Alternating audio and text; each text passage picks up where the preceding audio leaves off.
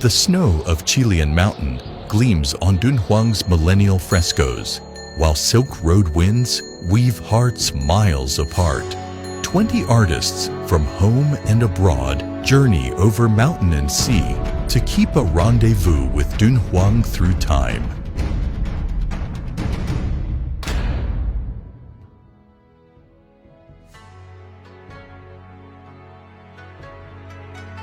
Porque he visto de cerca construcciones que las he visto solamente en libros, pero verlas en directo me ha causado muchísima impresión, sobre todo el detalle, no tanto de la factura de la gruta, de cómo están hechas las esculturas o las pinturas, sino el paso del tiempo. El paso del tiempo desde el origen que se inició, todas las dinastías que pasaron para las restauraciones posteriores y la admiración que uno siente tantos años, miles después, con toda esa frescura, con esos colores vivos y con la gestualidad de las esculturas que para mí son particularmente muy importantes para la cultura no solamente china, sino para toda la gente en el mundo que no conoce la cultura ancestral china y que creo que sería imprescindible que lo conociera. It's my first time in Dunhuang and also in China. Everything is it's amazing. For when you enter in the caves, you see the whole compositions, and they are very complex compositions, very well balanced. The colors are in a very good relationship, balanced and harmonical. I think that their uniqueness comes exactly from this fusion of cultures.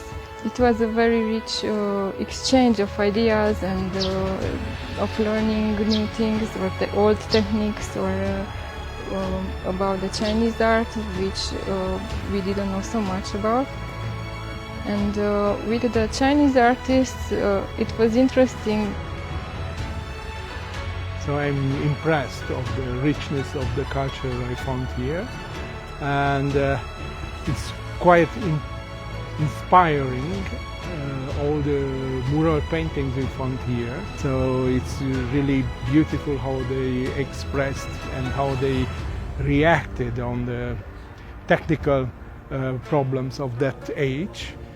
I think the Western art history is focusing more on the Western art history, and we know just a little bit about the Asian, superficially we know the Asian culture. So if we go in the details and we know it better, we find it how rich is what huge heritage you have here in Asia, especially in China. 敦煌的莫高窟作为一个人类遗产的一个重要的一个代表，真的是进去之后，有一种失语的状态，无法形容。在这个石窟里面看这些壁画，我就感觉到他们的这种线条的律动感，它的这种律动性是非常强的，而且它的这种整体画画有一种四两拨千斤的感觉，它不是说所有的地方都是笔墨。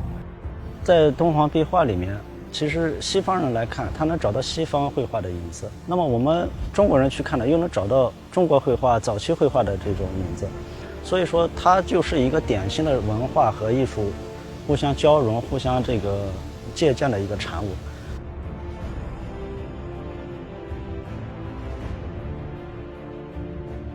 Since my early period, I was interested in different cultures. So another culture always gives me inspiration, and I think I'm better in creativity if I'm inspired by another culture. So that's why I was really happy to accept this invitation here in China, this Silk Road project. 丝绸之路这一路上的这种情节给了我很多的这种震撼。我想通过写实和略微抽象的这种手法去表现我的作品。A painting can represent 1,000 words, but not just words, but emotions, a moment, the love, the energy. It's a great way to send a message. I hope that my work in the future becomes more unified between the viewer and the subject, which is what I see in Chinese art is doing so well. Our experience on the Silk Road was a nice way to see that part of China, but I would love to see other part. That'll have to be next visit. Carrying the inspiration from Dunhuang, Chinese and international artists set out on their journey. The play of light on ancient sculptures and the echoes of the Silk Road now flow through their brushes to bridge cultures across the world. Taking this as the starting point, they co-create My Silk Road Story, opening a new chapter in friendship between China and the world.